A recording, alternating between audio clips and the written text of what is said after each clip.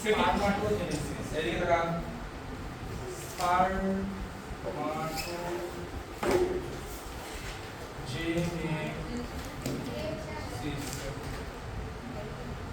ঠিক আছে এই শুক্রাণু তৈরি হওয়ার প্রক্রিয়াকে আমরা বলি স্পারমাটোজেনেসিস এখানে অনেক টার্ম আছে খাতাগুলো খাতাতে লিখে রাখো তাহলে যে প্রক্রিয়ায় শুক্রাণু তৈরি হয় তাকে আমরা বলবো স্পারমাটোজেনেসিস এবার এটা মনে করো একটা সেমিনিফেরাস টিউবের ছবি তাই তো এই এটা সেমিনিফেরাস টিউবের একটা সেকশন তার বাইরে থেকে কি থাকে বল একটা থেকে ভিত্তিপত্তা তাই না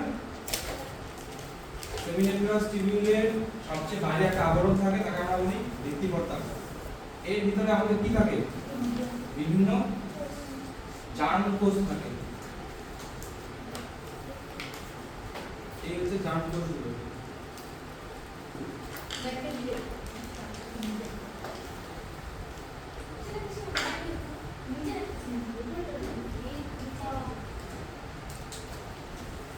তাদের মাঝখানে বড় বড় কোষ থাকে না এগুলোকে আমরা কি বলি সার্টোরিক কোষ বলি তাহলে লাল লাল গুলো হচ্ছে সার্টোরিক কোষ আর এগুলো হচ্ছে কি আমাদের জার্ম কোষ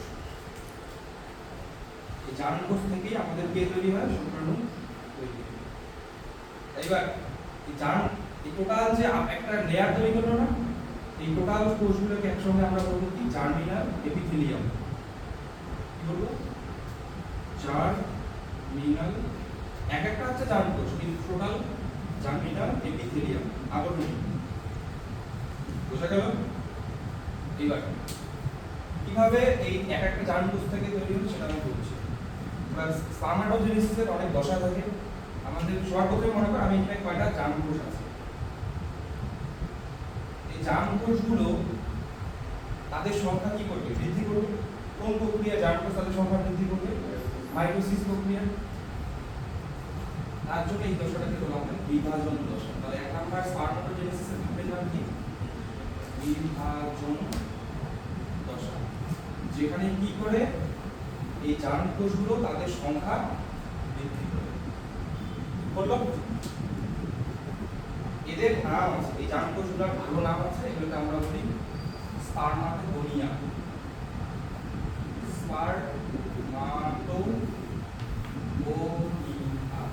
বা গনিয়াম একই জিনিস এবার স্পারমাটোগোনিয়ার মধ্যেও আবার দুই ধরনের থাকে দুই ধরনের স্পারমাটোগোনিয়া থাকে আমাদের কিছু স্পারমাটোগোনিয়াকে আমরা বলি টাইপ এ স্পারমাটোগোনিয়া আর কিছুকে আমরা বলি টাইপ বি স্পারমাটোগোনিয়া ঠিক আছে টাইপ এ স্পারমাটোগোনিয়া গুলো সেমিনিফেরাস টিউবের মধ্যেই থাকে এরা কি হিসেবে কাজ করে বলতো স্টেম কোষ হিসেবে কাজ করে মানে এরা পরবর্তীতে এই টাইপ এ গুলো থেকে পরবর্তীতে আবার কি তৈরি হবে নতুন স্পারমাটোগোনিয়া তৈরি হবে বুঝলি তাহলে এরা কি রিজার্ভ হিসেবে কাজ করে আর টাইপ বি থেকে শুক্রাণু তৈরি হবে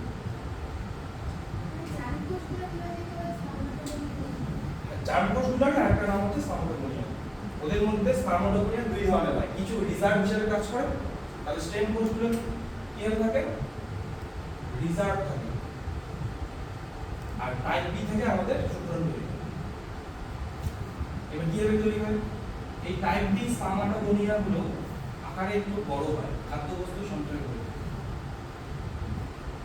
গেল তাহলে আকারে কি বড় হচ্ছে আকারে বড় হওয়ার এই দশাটার নাম হচ্ছে বৃদ্ধি দশা বৃদ্ধি এই বড় হওয়ার পর স্পারমাটোগোনিয়াটাকে আমরা কি বলবো বলতো প্রাথমিক স্পারমাটোসাইট প্রাইমারি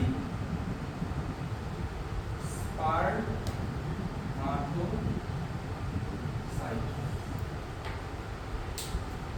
ঠিক আছে এবার এই বলতো স্পারমাটোগোনিয়া কেমন হবে 2m প্রাথমিক স্পারমাটোসাইট কেমন 2m এবার এই প্রাথমিক স্পারমাটোসাইটটা আমাদের মিয়োসিস বিভাজন প্রক্রিয়ায় অংশগ্রহণ করে মিয়োসিস কটা ধাপে হয় দুটো ধাপে হয় একটা হচ্ছে মিয়োসিস 1 তাহলে দুইটা কোষ তৈরি করলো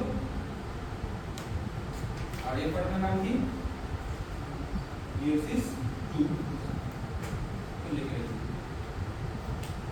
মিয়োসিস 1 এই নতুন এটা মিয়োসিস হলো নতুন কিছু এই এখান থেকে শুরু করে এই প্রাইমারি স্পারমাটোসাইট থেকে এই যেটা তৈরি হলো এগুলোর নাম এই দুটোর নাম কি বলবো এগুলোর নাম হচ্ছে সেকেন্ডারি স্পারমাটোসাইট সেকেন্ডারি মানে গৌণ স্পারমাটোসাইট আগেরটা ঠিক আছে আর এই যেগুলো তৈরি হলো এইগুলোর নাম হচ্ছে স্পারমাটিড কি নাম এগুলো স্পারমা এই প্রাথমিক স্পারমাটোসাইট থেকে স্পারমাটিড তৈরি হওয়ার প্রক্রিয়াটার নাম হচ্ছে পরিণতি দশা যদি পরীক্ষায় আসে কোন দশায় মিয়োসিস বিভাজন দেখা যায় তাহলে কি বলবি পরিণতি দশা ঠিক আছে যদি পরীক্ষায় আসে একটি প্রাইমারি স্পারমাটোসাইট থেকে কয়টি স্পারমাটিড তৈরি হয় চারটা যদি পরীক্ষায় আসে একটি সেকেন্ডারি স্পারমাটোসাইট থেকে কয়টি স্পারমাটিড তৈরি হয় দুইটা এখান থেকে কয়টি হলো এটা থেকে এবার লাস্ট ধাপ হচ্ছে স্পারমাটিড থেকে আমাদের শুক্রাণু তৈরি হয় এখানে এই রাউন্ড কোষটা এরকম করে শুক্রাণুকে তৈরি হয় প্রতিটা স্পারমাটিড থেকে একটা করে কি হবে শুক্রাণু এগুলোকে আমরা বলতে পারি স্পার্ম এর আরেকটা নাম আছে স্পারমাটোজোয়া তাহলে নামগুলো গন্ডগোল করবি না মাতৃকোষগুলোর নাম গনিয়া আর এটা জোয়া স্পার্ম আর জোয়া সেম জিনিস এই লাস্ট ধাপটা তার মানে আমাদের স্পারমাটিড থেকে শুক্রাণু তৈরি হওয়ার প্রক্রিয়াটার নাম হচ্ছে স্পারমিওজেনেসিস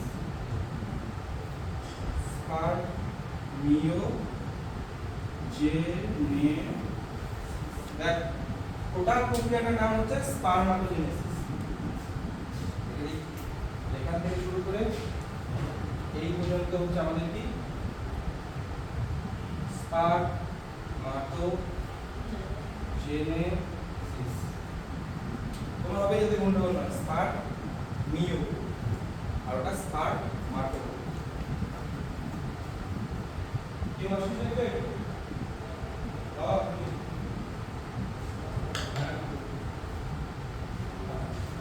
আচ্ছা হ্যাঁ হ্যাঁ দেখো তো এন্ডটা বন্ধ হয়েছে এই স্ক্যানটা না এটা এই স্ক্যানটা না এটা না এটা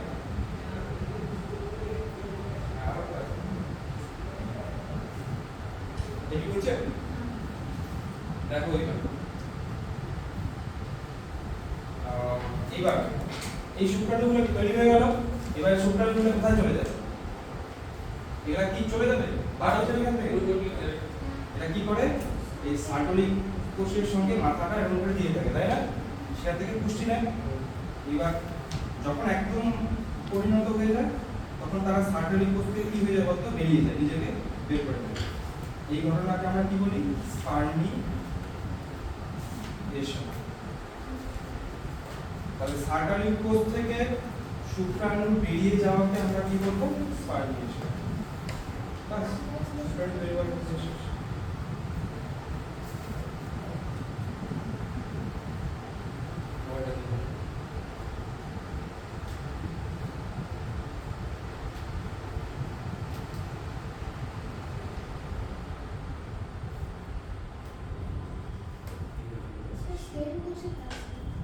স্টেম কোষে রিজার্ভেশন কোষ মা কোষ ওখান থেকে আমাদের স্টেম কোষগুলো এখন কোথায় থাকে এই যে হাতের কোষ বা পায়ের কোষ বা রক্ত তৈরি হয় কোথায় থাকে অস্থিমজ্জার ভিতরে ওগুলো হচ্ছে রিজার্ভ কোষ যেখান থেকেই আমাদের পরবর্তী কোষগুলো তৈরি হয় বুঝছে সবার মানে স্পার্ম তৈরি হয় না স্পার্ম তো আমাদের এই যে স্টেম কোষগুলো সেমিনিফেরাস টিউবুলার মেরিডিয়ান আচ্ছা এগুলো থেকে কোথায় যাবে স্যার স্পার্মিয়েশন হওয়ার পর না স্পার্মিয়েশন হওয়ার পর শুক্রাণুটা এখানে চলে যায় সেমিনিফেরাস টিউবুলার এখানে তারপর সেখান থেকে রেডিটেস্টিস সেখান থেকে এপিডিডাইমিস তারপরে শুক্রনালী, তারপর যদি বের হয়ে যায় অথবা এপিডিডাইমিক্সের মধ্যে সঞ্চিত থাকতে পারে।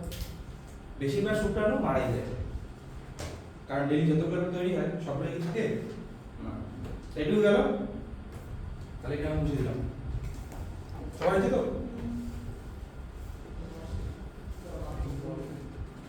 এই ব্যাপারই সবচেয়ে আলসিয়া প্রাণীর মধ্যে একটা। ঘুমটি না ও হসপিটালে যাবে ঠিক মনে দিবা বলে ঘুম থেকে উঠেছি।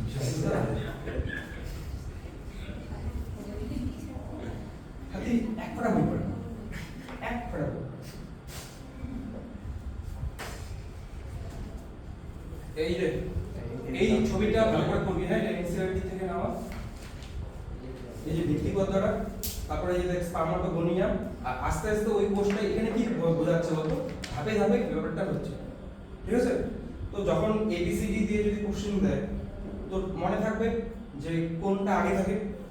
স্পার্মাটোগোনিয়া কি সবার আগে থাকবে, তারপর কি থাকবে প্রাথমিক স্পার্মাটোসাইট, তারপরে গৌণ স্পার্মাটোসাইট, তারপরে স্পার্মাটিড, তারপর হচ্ছে আমাদের স্পার্ম।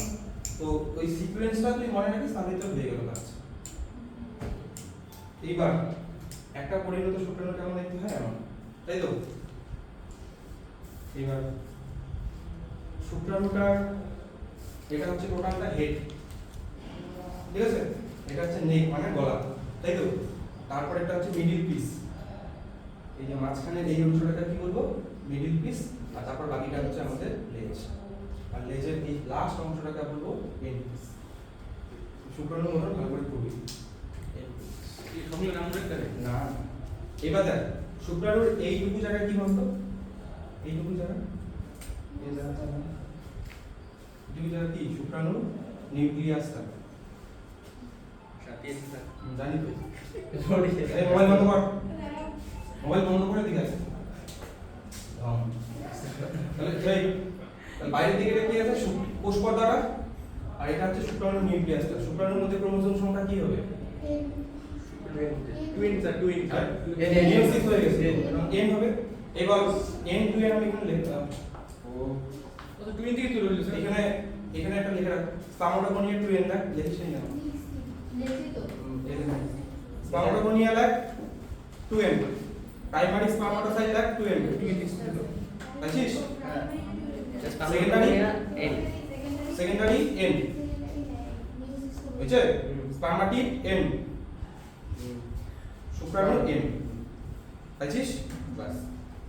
এইবার এটা তো নিকলে তাড়াতাড়ি আরে এ দেখো, তাহলে এটা নিউক্লিয়াসটা। এবার নিউক্লিয়াসের সামনে দেখ আরেকটা থলির মতো আছে না, এই দেখি, এই অংশটার দিকে তাকা, এটা খুব ইম্পর্টেন্ট। এটার নাম কি, অ্যাক্রোজোম। অ্যাক্রোজোম কি, অ্যাক্রোজোম কোথা থেকে তৈরি হয় সেটা আগে জানো। অ্যাক্রোজোম তৈরি হয় গলজি বস্তু থেকে, গলজি বল। এবার অ্যাক্রোজোম হচ্ছে একটা মডিফাইড লাইসোজোম, মডিফাইড লাইসোজোম। তবে শুক্রাণু অ্যাক্রোজোম তৈরি হয় গলজি থেকে, সাবধানে দাঁড়া, এখানে বুঝতেছি না বুঝিয়ে ঢুকবে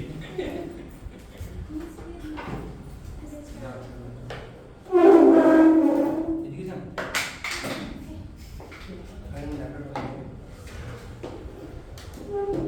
এদিকে দেখাও। তাহলে শুক্রাণু অ্যাক্রোজোম তৈরি হয় গলজি থেকে, আর এটা কি একটা মডিফাইড লাইসোজোম। এইবার তুই যদি এর মধ্যে বিভিন্ন উৎসেচক থাকে এই অ্যাক্রোজোমের মধ্যে, যেমন হায়ালুরোনি রোনিডেজ, জোনা করোনা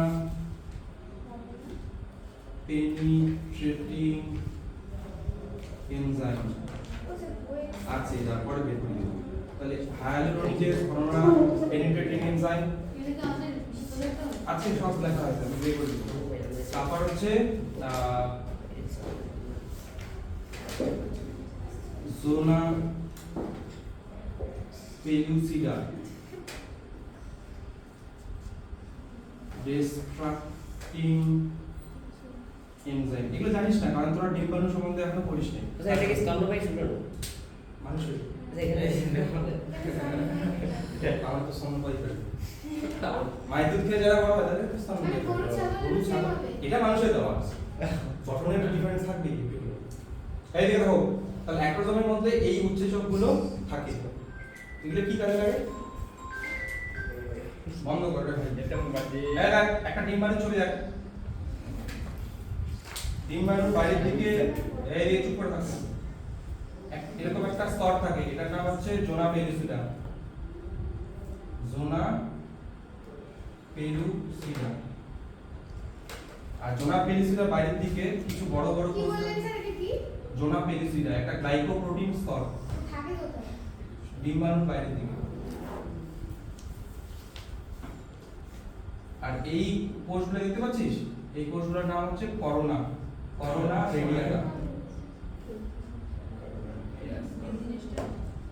এই তাহলে এটা হচ্ছে একটা গৌণ পরডিম্বাণুর ছবি কি বললাম গৌণ পরডিম্বাণুর ছবি পরডিম্বাণু সেকেন্ডারি উসাইট যেমন তোরা সেকেন্ডারি স্পারমাটোসাইট করলি সেকেন্ডারি উসাইট এই জায়গাটার নাম কি করোনা রেডিয়াটা পরে দিয়েছি এবার শুক্রাণুর কাজ কি তার নিউক্লিয়াসটাকে ডিম্বাণুর মধ্যে দিয়ে দেওয়া কিন্তু কিভাবে দিবে এরকম করে শুক্রাণুটা এটা এবার এই লেয়ারগুলোকে পার করে আসতে হবে ও কি করে বলতো যখনই ডিম্বাণুর সংস্পর্শে আসে এই পর্দাটা ফেটে যায় এবং এই অ্যাক্রোজোম থেকে এই উৎসেচকগুলো কি হয়ে যায় বের হয়ে যায় ঠিক আছে তাহলে জোনা পেলিসিডা ডিস্ট্রাকটিভ এনজাইম কি করবে এই জোনা পেলিসিডাকে ধ্বংস করে দিবে চলো করোনা পেনিট্রেটিং এনজাইম কি করবে এই যে করোনা রেডিয়াটার যে কোষগুলো ছিল সেগুলোকে ধ্বংস করে দিবে আর হাইলোরেনিডেস এই হচ্ছে এখানে যে ধাত্রটা আছে ধাত্র আমরা কি বলি গ্রাউন্ড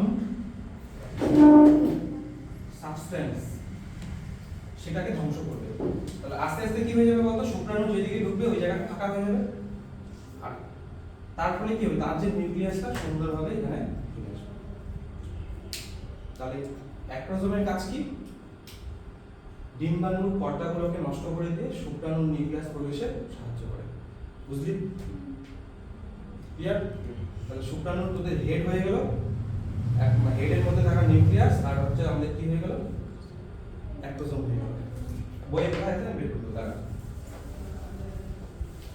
এরপর আমরা কি করবো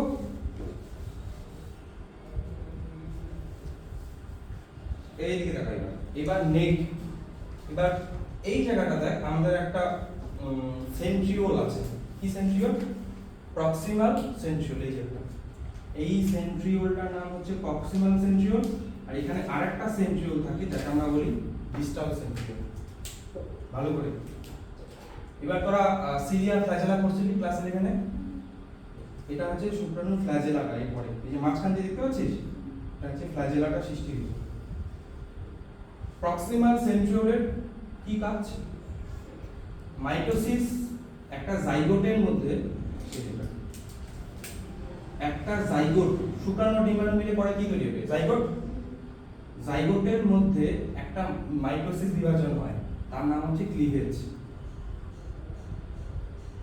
ক্লিভেজ মানেই মাইটোসিস কিন্তু এই ক্লিভেজ কোথায় হয় জাইগোটের মধ্যে সাইটোকাইনেসিস করতে কি?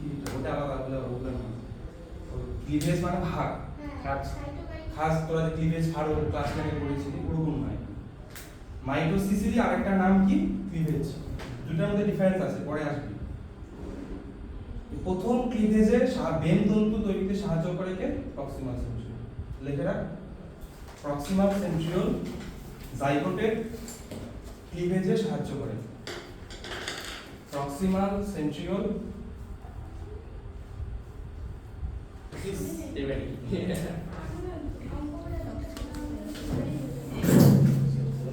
কি বললা প্রক্সিমাল সেন্ট্রিওল হ্যাঁ জাইগোটের ক্লিভেজে সাহায্য করে ক্লিভেজ তৈরিতে ক্লিভেজে সাহায্য করে ক্লিভেজ তৈরিতে বুঝলেন বিভাজন। বিভাজনে সাহায্য করে বুঝছেন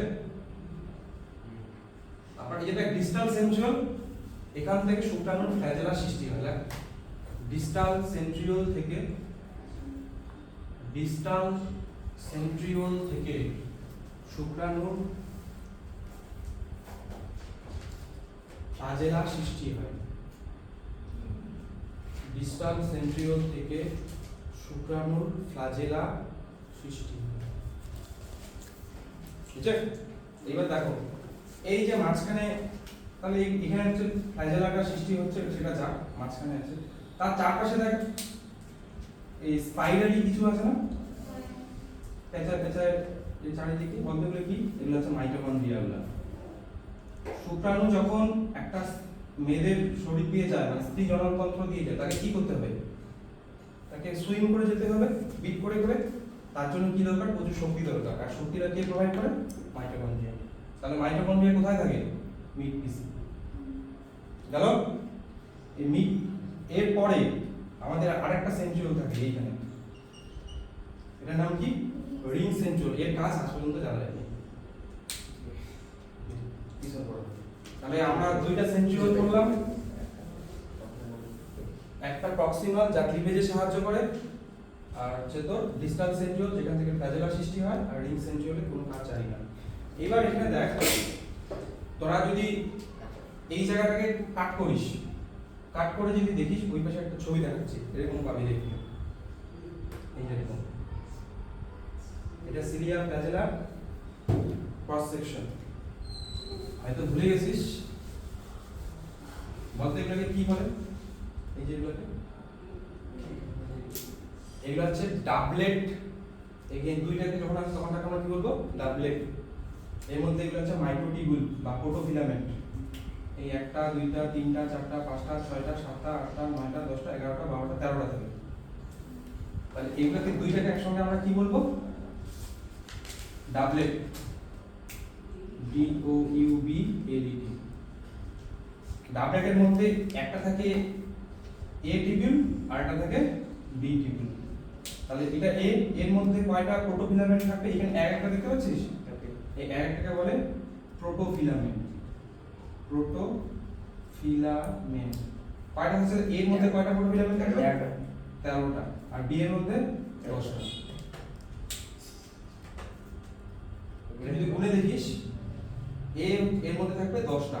তাহলে দেখি গুণে দেখবি, এই 1 2 3 4 5 6 7 8 9। কিন্তু এই যে মাঝখানে দুইটা, এরা আবার শেয়ার করে দুই মিনিট। তার জন্য আমরা বলতে পারি এর মধ্যে 13টা আছে আর এর মধ্যে কয়টা? 10টা। এরকম কতগুলো ডাবলেট আছে গুণে দেখতো? টোটাল 9টা। সমাজে বন্ধ করে শুক্রাণুর লেস্ট আছে, সমাজে বন্ধ করে এই এক্সপেরিমেন্টের মধ্যে ভিতরে ফ্লাজেলাটা কয়টা আছে ডাবলেট? তাহলে আমাদের 9টা। আর মাঝখানে দুইটা আছে কি বলতো? সিঙ্গলেট। যখন এরা একা একা থাকবে তখন তাদের আমরা কি বলবো? সিঙ্গলেট। কয়টা আছে সিঙ্গলেট? দুইটা। এখানে প্রত্যেকটাতে 13টা করে আছে। বুঝা গেল? এই অ্যারেঞ্জমেন্টটাকে আমরা বলি 9+2 অ্যারেঞ্জমেন্ট। পরীক্ষায় আসবে শুক্রাণুর ফ্লাজেলাতে মাইক্রোটিবিউলের অ্যারেঞ্জমেন্টটা কেমন? 9+2। ছবির মধ্যে দেখ একটা লেখা আছে 9+2 করে, এই যে এখানে কোথাও লেখা আছে। তাহলে 9 প্লাস যোগ করে কতগুলো আছে? 13টা।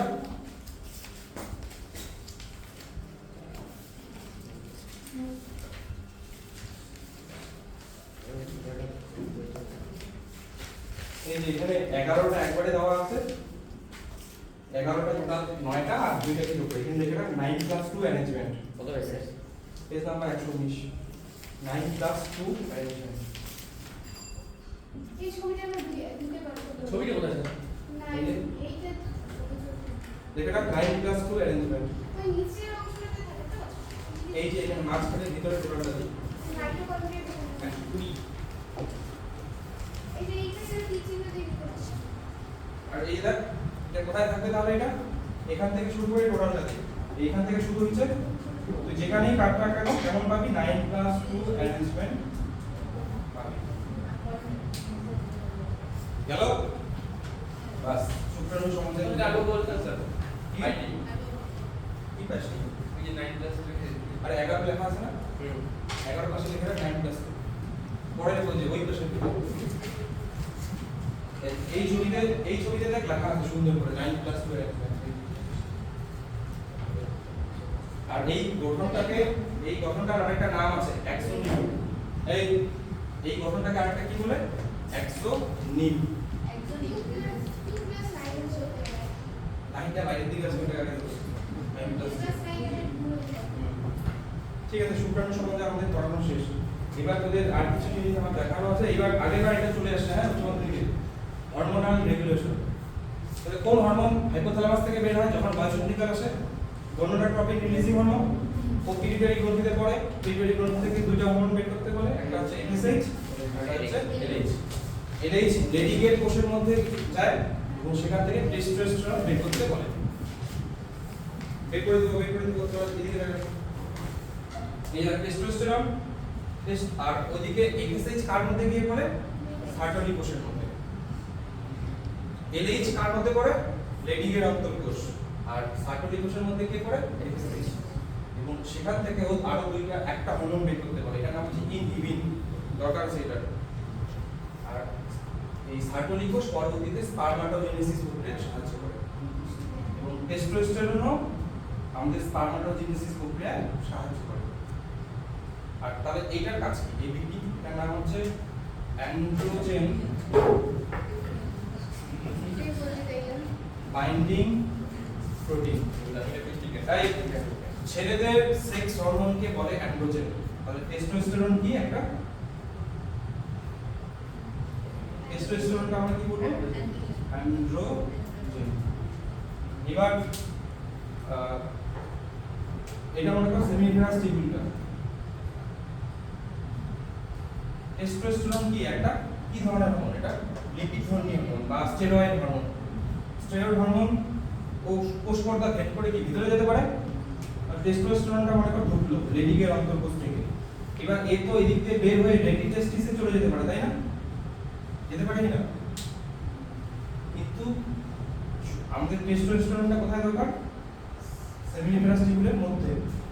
এই অ্যান্ড্রোজেন বাইন্ডিং প্রোটিন কি করে বলতো? এখানে থাকে আর ওই টেস্টোস্টেরনকে ধরে রাখে ওই জায়গায়। তার নীলটা হচ্ছে কি? হ্যাঁ, এই বুঝলি? তাহলে লেডিকের অন্তর্কোষ থেকে টেস্টোস্টেরন বের হয়। টেস্টোস্টেরনের পরিমাণটা সেমিনিফেরাস টিবিউলের ভেতর বৃদ্ধি করতে কি সাহায্য করে? আর ধরে রাখতে কি সাহায্য করে? Androgen binding protein. আর এই টেস্টোস্টেরন আর ইনহিবিন আবার কি করে বলতো? নেগেটিভ ফিডব্যাক দেয়। মানে এটা কি হবে বলতো? হাইপোথ্যালামাস আর পিটুইটারিকে গিয়ে বলবে, হাইপোথ্যালামাস তুমি জিএনআরএইচ ক্ষরণ করা বন্ধ করো। আর পিটুইটারিকে বলবে কি? কি বলবে পিটুইটারিকে? তুমি এলএইচ আর এফএসএইচ ক্ষরণ করা বন্ধ করো। বুঝা গেল? ইনহিবিন মেয়েদের ক্ষেত্রেও বের হয়, আমরা পড়বো যখন মেয়েদের পাঠ করবো। তাহলে ইনহিবিন কোথা থেকে বের হয়? বুঝা গেল? এইবার কি যেন বলে, পরীক্ষা এরকম করে অপশন দিয়ে কোশ্চেন আসতে পারে। মনে কর এই জায়গাটা ফাঁকা দিয়ে দিল এ, ঠিক আছে? এখানে ফাঁকা দিয়ে দিল বি। তাই এই প্রত্যেকটা পজিশন মনে রাখবে কোনটা থেকে কে বের হচ্ছে। আগেবার চলে এসেছে পরীক্ষা, তাও দেখে নিবা। এটা হচ্ছে হরমোনাল রেগুলেশন অফ স্পারমাটোজেনেসিস।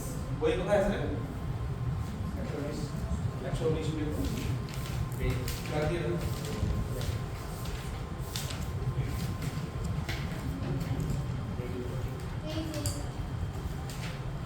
একটু রেকর্ডিংটা স্টপ করো, পজ করো, সব পরিষ্কার পজ করো। এবারে আমাদের ছেলের পার্টটা গল্প শেষ। এবার হচ্ছে আমাদের ফিমেল রিপ্রোডাক্টিভ সিস্টেম নিয়ে আমরা বলবো। এই ফিমেল রিপ্রোডাক্টিভ সিস্টেমের ছেলেদের প্রধান জননাঙ্গের নাম কি? শুক্রাশয়। আর মেয়েদের নাম কি? আর বাকি এগুলো হচ্ছে কিছু আছে বহিস্থ যৌনাঙ্গ আর কিছু আছে আমাদের গৌণ। এই গৌণগুলোর কাজ কি? সাহায্য করা প্রধান যৌনাঙ্গ। আমরা আগে স্ত্রী যৌনাঙ্গটা ছবি দেখি, ছবিটা বাড়িতে ধরে দেখি। আগে এই ছবিটা দেখো, এটা এনসিআরটি ছবি পরিষ্কার। এর মধ্যে কি কি আছে দেখো। তোরা এই জায়গাটা দেখতে কেমন মনে হচ্ছে? উল্টানো ন্যাশপাতির মতো না? এবার এই জায়গাটাকে আমরা বলবো জরায়ু। এখান থেকে শুরু করে এই জায়গাটা আমরা কি বলবো? জরায়ু। এখানেই বাচ্চা তৈরি হয়, বড় হয়, এই জায়গাটায় যদি ঠিকভাবে বাচ্চা জন্ম হয় এখানে বাচ্চা বড় হবে। আর এগুলো কি ডিম্বনালী, ডিম্বনালীকে ইংরেজিতে বলে ফ্যালোপিয়ান টিউব। তাহলে এটা একটা ডিম্বনালী, এটা একটা ডিম্বনালী, এটা কি ডিম্বাশয়। ডিম্বাশয় জরায়ুর সাথে ওভারিয়ান লিগামেন্ট, না ওভারিয়ান লিগামেন্ট দ্বারা যুক্ত থাকে। কয়টা ডিম্বাশয় থাকবে? দুইটা। আরেকটা লিগামেন্ট আছে যার সাহায্যে ডিম্বাশয়টা আবার এটাকে বলে ব্রড লিগামেন্ট। এই বাংলাতে কি বলে জানি না, এটার নাম হচ্ছে কি ব্রড, মানে হচ্ছে বড় লিগামেন্ট দ্বারা ডিম্বনালীর সাথে কে যুক্ত থাকে? ডিম্বাশয়। এখানে তো ঢাকা করা আছে। দেখাই এটাই দেখাচ্ছি এই পরে তাই হচ্ছে একটু গেল। এবার ডিম্বনালীর তিনটা পার্ট খুব ভালো করে করতে হবে সবার। যেটা এই জরায়ুর সাথে যুক্ত থাকে প্রথম পার্টের নাম কি? ইসথেমাস গেল। তারপরে নাম কি? অ্যাম্পুলা। তারপরে নাম কি? ইনফান্ডিবুলাম। আর ইনফান্ডিবুলার অনেক সামনের দিকে দেখ কি আছে? আঙুলের মতো কতগুলো ঝিল্লির মতো আছে না, এগুলোকে আমরা কি বলবো? টিউবিক। এবার 14 দিনের মাথায় ডিম্বাশয় থেকে একটা ডিম্বাণু বের হয়, তাই তো? ফিমব্রিকটা কি করে বলতো? এই ডিম্বাণুটাকে না ফিমব্রিকটার ভিতর দিয়ে থাকা কতদিন হলো? 14 দিনের মাথায় পিরিয়ডস। ম্যারেজের 14 দিন পরে। মনে কর 28 দিন থাকে তো 1 থেকে 5 দিন ব্লিডিং হয়, 14 দিনের মাথায় পরবর্তী সাইকেলে আবার ডিম্বাণু বের হয়। ওই সময় 14 দিন মধ্যে যে কেউ মানে মিলিত হয় না। তাহলে বাচ্চা হবে, তাহলে বাচ্চা হবে। আর হবে। সে পিরিয়ড আছে। এবার তখন তো ডিমান্ডে হয় না, তো হবেই হবে। কে ভিতর থেকে দেখতে যায় যদি কোনো মানে আগে পরে একটা তৈরি হয়ে থাকে তখন আসবে তো। ডিমান্ড একটা করেই দেবে। প্রত্যেক মাসে 6 থেকে 12টা তৈরি হওয়া শুরু হয়, কিন্তু বড় একটাই হয় প্রত্যেক মাসে। আর মেয়েদের জীবন চক্রে আসবো যখন পড়াবো ওই 450টার মতো ডিম্বাণু বের হয় টোটাল সারা জীবনে মাত্র। এবার একটা মেয়ের পিরিয়ডস কবে থেকে শুরু হয়? ধর 11 বছর বয়স থেকে। আর শেষ ধরে নিয়ে কবে হয় বলতো? 50-55 তো হয়। বা 30 পর কয় বছর হচ্ছে? এরপরে দেখ কত হচ্ছে? 44 কে এক মানে এটা 44 বছর, 44 কে 12 দিয়ে গুণ কর, 12 মাস 528। তাহলে ওই মেয়ের যদি এটা জন্মকাল হয় ওর জীবনে কতগুলা ডিমান্ড বের হবে? 528। তার জন্য মেয়েদের বিয়েটা আগে করা উচিত। কেন আগে করা উচিত সেগুলো বলবো। একটা মেয়ের ডিম্বাণুগুলা, তোদের ডিম্বাণু কিন্তু এখন আর তৈরি হবে না, সরি ডিম্বাণু যে মাতৃকোষগুলো আছে না জন্মের পর তৈরি হয় না, মার পেটে থাকাকালীনই তৈরি হয়ে গেছে। সবগুলোই প্রোফেজ দশায় আছে। তোদের শরীরে এখন যেগুলো ডিম্বাণু মাতৃকোষ আছে সবগুলোই প্রোফেজ দশায় আছে। প্রোফেজ দশায় থাকা মানে কি?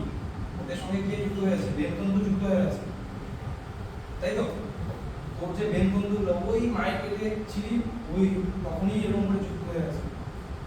ভাব যত বয়স হবে এই বেনতন্তুগুলো নষ্ট হবে, নষ্ট হলেই ক্রোমোসোমের যদি টানাটানিতে সমস্যা হয় বা তোমার জিনগত সমস্যা। দেখবি বেশিরভাগ মেয়ে যারা দেরি করে বিয়ে করে তাদের বাচ্চার মধ্যে অনেক সমস্যা থাকে। দেখা গেলো আঙুলটা 6 আঙুল, কেউ শুনতে পায় না, বোবা, এরকম বাচ্চা থাকে। এদিকে এসি তাহলে যদি পরীক্ষা আসে ডিম্বাশয়ের সবচেয়ে কাছের অংশের নাম কি? ডিম্বনালী। কোনটা বলবি? ইনফান্ডিবুলাম বা ফিমব্রিক। ইনফান্ডিবুলামই সামনের অংশটা কি? ফিমব্রিক। এবার এখান থেকে ডিম্বাণুটা বের হলো, ডিম্বাণুটা ফিমব্রিক দিয়ে আস্তে আস্তে এই অ্যাম্পুলায় যাবে, এদিকে যাচ্ছে না, ডিম্বাণুটা দিকে যাবে। আর মনে কর মিলন করেছে, তাহলে শুক্রাণু আসবে, শুক্রাণু আসছে, শুক্রাণু না গিয়ে এখানে ওয়েট করে থাকবে এই অ্যাম্পুলাতে। আর ডিম্বাণু তারপরে এখানে দিয়ে যায়। আমাদের স্যার যখন পড়াইতো এখানে একটা গল্প আছে, আমার স্যার এখনো রেকর্ডিং করা আছে। সব জায়গায় ছেলেরা গিয়ে ওয়েট করে থাকে মেয়েদের জন্য, যে কোনো জায়গায় বিয়ে থেকে এইখানেও শুক্রাণুটা গিয়ে ডিম্বাণুর জন্য ওয়েট করে থাকে কখন ডিম্বাণু আসবে। আর এই অ্যাম্পুলা অংশে আমাদের নিষেধ হয়, কোশ্চেন আসতে পরীক্ষা ডিম্বাণুর কোন অংশে নিষেধ হয়? এবার যদি নিষেধ না হয়, মনে কর নরমাল একটা মেয়েদের ক্ষেত্রে বলছি, যারা মিলন করেনি তাদের ক্ষেত্রে কি হয়? নিষেধ তো হবে না, ডিমান্ড বের হচ্ছে, ডিমান্ডে এসে এখানে বসে থাকবে। আর যখন ব্লিডিং হয় তখন এই টোটাল এন্ডোমেট্রিয়াম সহ ডিম্বাণুটা টোটালটাই বসে পড়ে যাবে। এখন তাহলে আসি নিয়ে, তাহলে ডিম্বনালী সম্বন্ধে বললি ক্লিয়ার। এবার আমরা বলবো এই উল্টানো নাশপাতির মতো গঠনটাকে, যাকে আমরা বলবো জরায়ু। জরায়ুর উপরের দিকের অংশটাকে কি বলে? ফান্ডাস, ঠিক আছে? আর এই টোটাল অংশটাকে বলে দেহ বা বডি। আর জরায়ুর নিচের দিকের অংশটাকে কি বলে? সার্ভিস। তাহলে এইটুকু অংশের নাম কি? সার্ভিস। আর এবার এই জরায়ুর তিনটা স্তর থাকে। সবচেয়ে বাইরের স্তরটার নাম হচ্ছে পেরিমেট্রিয়াম, এটা পাতলা হয়।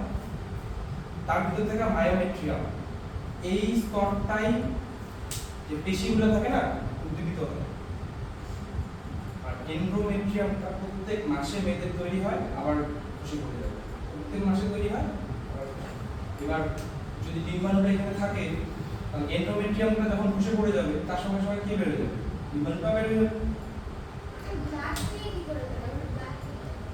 ব্লাড করতে বেড়ে যাবে বলতে এখানকার এগুলো কি? এগুলো হচ্ছে কোষ, এখানে কোষ আছে। আর কোষগুলোর মাঝখানে কি আছে? রক্তবাহ আছে। যখন বসে পড়বে রক্তবাহগুলো তো ছিল না, তখন তো ব্যথা হয়, ব্লিডিং হয়। প্রথম কয়দিন ব্লিডিং? প্রথম দিন একটু বেশি হয়, আস্তে আস্তে সেগুলো কমতে থাকে। ওই প্রথম একদিন 2 দিন। এবং যদি পিরিয়ডসে ব্যথা কমাতে চাস তার একটা উপায়, যার পিরিয়ডস হতে শুধু জানি যে কবে হবে, তাই না? এবং প্রত্যেক মাসে কি 10 দিন 5 দিন 6 দিন আগে আগে হয়। এবার পিরিয়ড যদি টানা 3 বা 4 মাস না হয় তাহলে সমস্যা হয়, ডাক্তার দেখাও। কিন্তু পিরিয়ডস কখনো কখনো আবার আগে হয়, কখনো কখনো পরে, এগুলো ন্যাচারাল।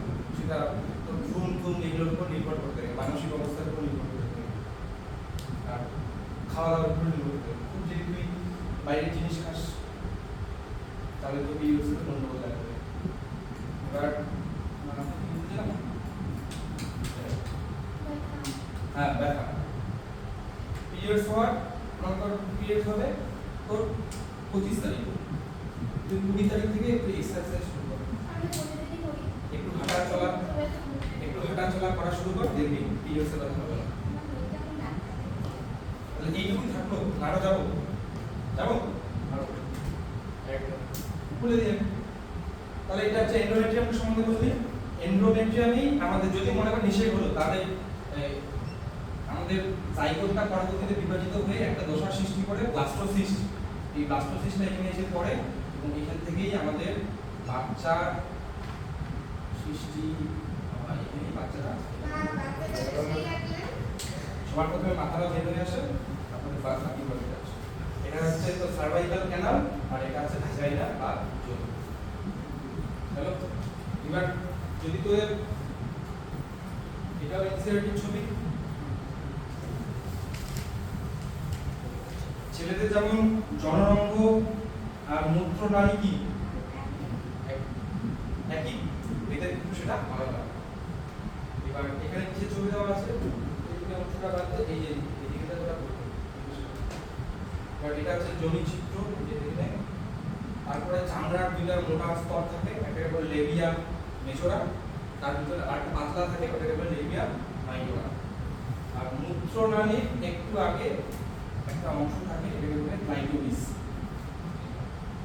এই ক্লাইটোরিসটা ছেলেদের পেনিসের মতো, এটা বড় হতে পারে ছোট হতে পারে, এই ক্লাইটোরিস। এবং এখানে প্রচুর নার্ভ এন্ডিং থাকে, এই জায়গাটা মেয়েদের সেনসিটিভ পার্ট। তাহলে একটু এই জায়গাগুলো পড়বি, বই খুললে পড়বে। এবার কি বলতে চাইলাম, হ্যাঁ এই যে যোনি চিত্রের এখানে একটা পাতলা পর্দা থাকে, হ্যাঁ এটাকে বলে হাইমেন। এবার ভার্জিনিটি মানে জানিস, মানে যে মিলন করে না তাকে আমরা বলি ভার্জিন। যদি কেউ মিলন করে তাহলে কি হাইমেনটা কি নষ্ট হয়ে যাবে? হাইমেনটাকে মানুষ ভাবে যে যদি হাইমেন থাকে মানে ভার্জিন, আর যদি হাইমেন না থাকে তার মানে ভার্জিন। আর মিলন করলে তো এটা নষ্ট হয়ে যাবে না, মোটামুটি বুঝতে যেতে পারো না বুঝতে হবে বুঝা গেল কিন্তু মনে করেন কোনো মেয়ে খেলোয়াড় টাইপের মেয়ে সাইকেল চালাচ্ছে বা ও দৌড়াদৌড়ি করে তাদের ক্ষেত্রে হাইমেনটা ন্যাচারালি নষ্ট হয়ে যায় তাই হাইমেন কখনোই ভার্জিনিটির প্রমাণ দিতে পারে না এটা আপনি আর নষ্ট হতে পারে বা মিলনের কারণেও হতে পারে বুঝা গেল এবার আফ্রিকার দিকে ট্রাইবাল লোকগুলো কি করে বলতো হাইমেন আছে তো এই প্রকার জায়গাটাকে লেবিয়া মেজরাটাকে সেলাই করে বন্ধ করে দেয় জনসিদ্ধটা অপারেশন করে যাতে ওর ভার্জিনিটিটা নষ্ট না হয় যাতে মিলনই করতে না পারে তাহলে পিরিয়ড ধরে বাচ্চা তো হয় না খুলে দেয় পিরিয়ড খুলে দেয় আবার বন্ধ করে দেয় আবার এই করে দেয় কি প্রসেস আছে কি বলি এবার দেখো এই যে এবার এই যে ওভারি এখান থেকে এই যে ডিম্বাণু বের হচ্ছে ডিম্বাণু এখানে নিষেক হচ্ছে এই যে ব্লাস্টোসিস হচ্ছে এখানে সব থাকছে এবার এই ব্লাস্টোসিস যে দশাটা আছে বড় করে ব্লাস্টোসিস এখানে বসতে পারে ফুল যদি ভাবে কোনো ভাবে আবার ব্লাস্টোসিসটা এখানে বসতে পারে তখন ওটাকে বলে একটু টপি প্রেগন্যান্সি এর কোনো অসুবিধা হবে না? ব্লাস্টোসিস জরায়ুতে না বসে যদি অন্য কোনো জায়গায় গিয়ে পতিত হয় তখন থেকে আমরা কি বলবো এক্টোটপিক প্রেগন্যান্সি মারাই তো যাবে হবে না হবে না পরের দিন আমরা একটা এইটার ছবি আঁকলাম আমার খুব মনে হচ্ছে এইটার ছবি এটা এখানে বানিয়ে দেওয়া আছে বই বল করে দেওয়া হবে আমরা আঁকতে হবে পরের দিন এখন কারণ এই অংশগুলো আমরা রিডিং করে নিস হ্যাঁ ওভারিয়াল লিগামেন্ট এটা একটা ব্রড লিগামেন্ট এখানে ব্রড লিগামেন্টের আরেকটা নাম আছে বন্ধ করে দিত তো আজকের ক্লাসে এখানেই থাকলো আমরা পরবর্তী ক্লাসে ডিম্বাশয় নিয়ে করবো